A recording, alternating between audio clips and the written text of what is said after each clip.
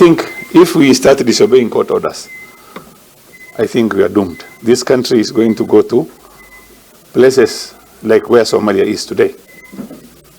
And the court orders must be respected. We're going to take this matter very seriously. We are not going to sing because somebody has said we don't obey court orders. And some senators and members of the National Assembly are also singing the same song. Enforcement officers in the middle of the night, where patients were chased and forcibly removed from dialysis machines and ICUs, heading to loss of lives after disruption.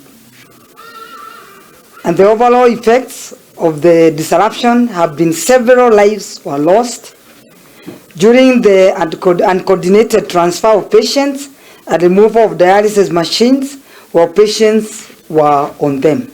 Many of the patients have had to travel hundreds of kilometers to access dialysis to towns like Eldoret and Nairobi, and in the end proving not sustainable to many of the patients. Over 50 dialysis patients are stranded since their covers had Nakuru Memorial as their treatment centers through various covers.